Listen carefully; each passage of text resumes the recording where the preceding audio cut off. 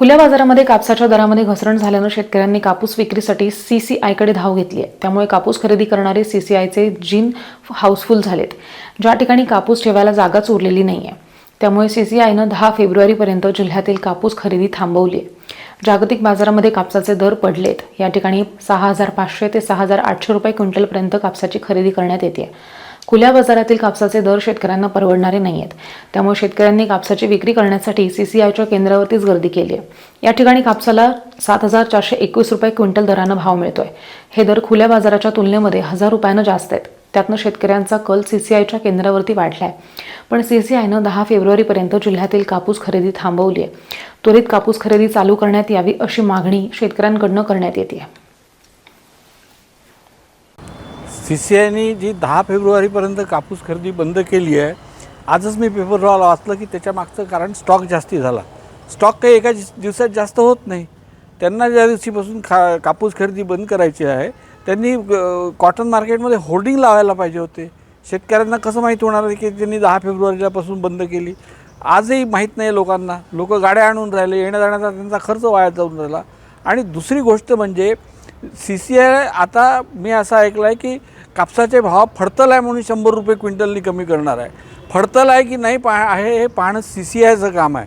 शेतकरी आपल्या घरी गंजीवर गंजी कापूस स्टॉक करून ठेवत असतात आणि मग तो जेव्हा विकायला येतो त्यावेळेस मार्केटमध्ये सगळ्यात चांगला कापूस गंजीच्या खाली असतो पहिल्या वेचाचा, तो सगळ्यात शेवटी वेचायला येतो। नेमकं सगळ्यात चांगल्या कापसाला सीसीआय 100 रुपये किलोनी भाव कमी देणार आहे का? हे सीसीआयचं अन्यायकारक धोरण आहे। ताबडतोब या धोरण सीसीआयनी भाव कमी करण्याचे कुठल्याही ॲक्टिव्हिटीज बंद कराव्या।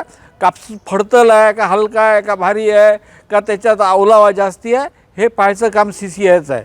सीसीआयनी अंधाधुंद रीतीने कापसाचे दर कमी करू नयेत।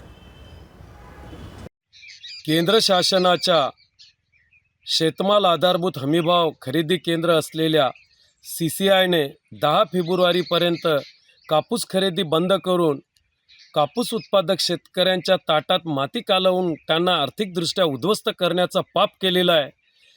चालू खरीप हंगामामध्ये कापसाचं उत्पादन अत्यंत घटलेलं आहे आणि शेतमाल कापूस भाववाढीच्या प्रतीक्षेत कापूस उत्पादक शेतकरी होता। अधिवेशनात तरी किमान भाववाढ होईल या अपेक्षेने शेतकऱ्यांनी घरातच कापूस साठवून ठेवलेला आहे आणि आज 10 फेब्रुवारीपर्यंत हे कापूस खरेदी केंद्र केवळ साठवणूक क्षमता नसल्याने बंद केलेली आहे। खऱ्या अर्थाने ज्या शेतकऱ्यांनी सीसीआयच्या खरेदी केंद्रावर आपली नोंदणी केलेली आहे त्या शेतकऱ्यांनी अजून किती दिवस याची प्रतीक्षा करायची? शेतीमध्ये आलेलं नैराश्य हे मानसिक तणावाखाली घेऊन जाऊन त्यांना मरणाच्या दारावर उभं करण्याचं पाप या महायुती शासनानं केलेलं आहे। दुसरीकडे सोयाबीन उत्पादक हमीभाव खरेदी केंद्र असलेल्या नाफेडने 6 फेब्रुवारीपर्यंतच सोयाबीन खरेदी करण्याचा डाव आखलेला आहे आणि यवतमाळ जिल्ह्यामध्ये नोंदणी केलेल्या शेतकऱ्यांचं सोयाबीन 2 लाख मॅट्रिक टन अजून शिल्लक आहे। या शेतकऱ्यांनी हा सोयाबीन कोणाकडे विकावं हा मोठा यक्ष प्रश्न आहे। त्यामुळे मी राज्य शासनाकडे मागणी करतो की त्यांनी या विषयाची गांभीर्यता लक्षात घेतात यामध्ये तात्काळ त्यांनी हस्तक्षेप करावा। जर सोयाबीन यवतमाळ जिल्ह्यामध्ये नोंदणी केलेल्या शेतकऱ्यांचं शिल्लक राहत असेल तर त्यांना भावांतर योजनेखाली घेऊन त्यांना दिलासा द्यावा अशी मागणी मी यवतमाळ जिल्ह्यातून स्वाभिमानी शेतकरी संघटनेकडनं करतो।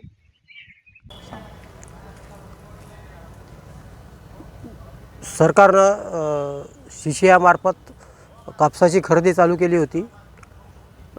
खाजगी बाजारपेठेत कापसाला 7000 रुपये भाव असल्यामुळे शेतकरी वर्ग सीसीआयला कापूस देण्यात पुढाकार घेतला होता शेतकऱ्यांनी, परंतु सीसीआयची सरकारचं नियोजन नसल्यामुळे कापूस ठेवायला व गाठी ठेवायला जागा नसल्यामुळे 10 तारखेपर्यंत खरेदी बंद केली। अशा वेळेस अडचणीत जे शेतकरी आहे किंवा जे आता लगनसराई आहे, अशा वेळेस शेतकऱ्याला कापूस विकणं महत्त्वाचं आहे।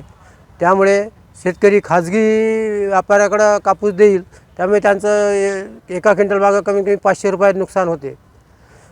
सरकार इकडं खाजगी खरेदीसुद्धा MSPची गॅरंटी देत नाही। मोदी साहेब सगळ्या वस्तूची गॅरंटी देते पण शेतकऱ्याच्या MSPचीच गॅरंटी देत नाही, हे एक फार शोकांतिका आहे। त्यामुळे सरकारनं ताबडतोब जागेची व्यवस्था करून शेतकऱ्याची खरोखरच एक